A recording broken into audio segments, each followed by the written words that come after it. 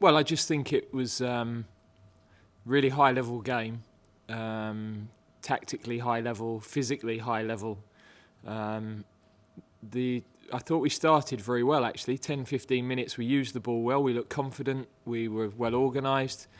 We got caught with a few counter-attacks that we shouldn't have done positionally, and that sort of unhinged us a little bit, and they caused us a lot of problems down the sides of our defensive block with sort of overloading the wide areas, and we knew that would happen, but resolving those issues in real time, live, is more difficult for the players. So it was a huge test to come through that sort of 15-20 minute period, especially after they'd scored, and to stay in the game. I think the penalty came at a critical moment. We just put a couple of good moves together, and it meant we could go in at half-time where we needed to just regroup and be clear on the areas we needed to be better or more secure.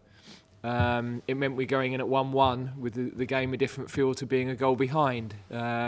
So everything feels a bit calmer.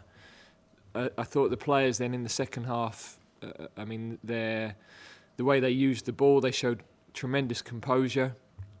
Defensively, the whole team, they defended as a team, and in these games, you have to. It's impossible to carry anybody without the ball. Marcus, Mason, Dominic, then Harry, positionally close to perfect, intelligent in their pressing, had the legs to go and press, which meant then the midfield players don't have to jump out of position, and then the back players aren't exposed with bodies in between the lines and turned and causing them problems. So bar the one incredible pass that Kevin De Bruyne hit in the second half, every time somebody got beaten, there was another man there to tidy up, and the whole team, I thought were really, I was very proud of what they did. Now, that's 3 games on the trot now, Gareth. You've played 3 at the back, and it showed its merits tonight. What is that your preferred system going forward now? And what sort of strengths, what advantages does it give your England team, do you think? I don't think it matters what the preferred system is. I think tonight you saw a top-level game where we were able to use the ball well, create chances. You don't get many chances in this level of game, but we did create chances.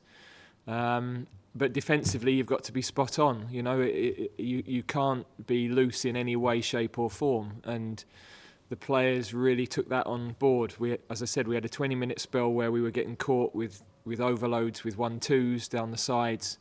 Lots of quick decisions that had to be made. But they rode through that. And when you think that the front players, plus Declan, plus Trent, are so young, it's a brilliant experience for them to play against such a top team, and to go and win it should give them a sense of what might be possible over the next few years for them. Thanks, Rob. No further hands raised at this stage, so I don't know whether you had an additional follow-up, Rob. Yeah, I suppose it was a little bit about what happens next now, Gareth. Obviously, Kane and Henderson, you had to manage their workload a little bit tonight, clearly. How much football do you think they can play going forward? And does Ben Chilwell come back into the squad? Is he ready to come back into the squad after his illness? Yeah, so we're hoping that Harry, that progression tonight, I think he'll get more confidence from that. So we'll obviously have to assess both him and Jordan, but certainly Harry should be able to play more minutes. Jordan's a little bit more complicated because with his club he had 60 in the first match, then 45 the following week. So we're going to have to assess him very, very carefully. But again, I thought Calvin Phillips coming in to the team at such a critical moment. I mean, he's now, I think, got as many England caps as he has Premier League appearances.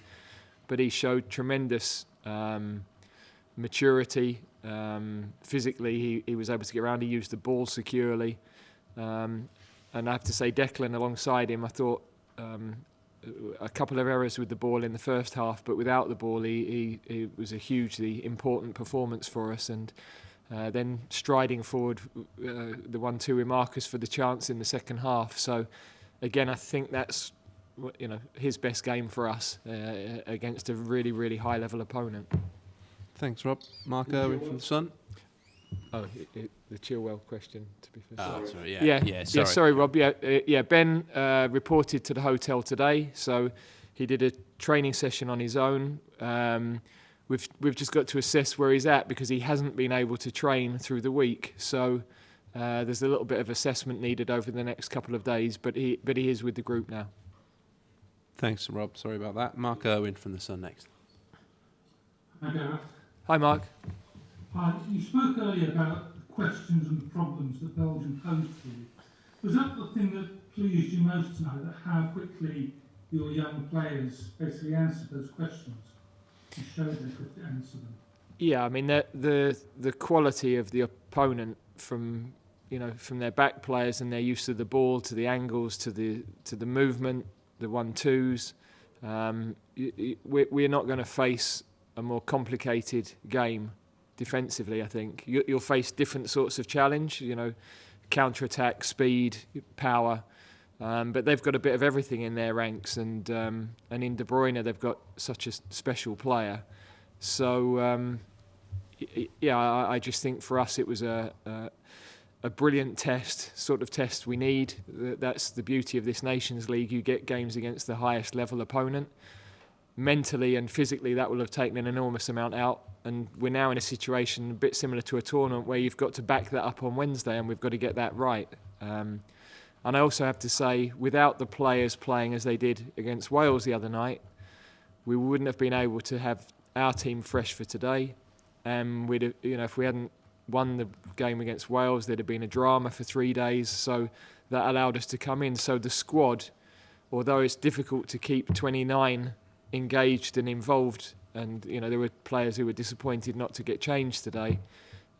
Without that squad and how they've been across the week, we wouldn't have got the result we did today. Thanks, Mark. We'll end it there. Thank you very much, guys. Okay.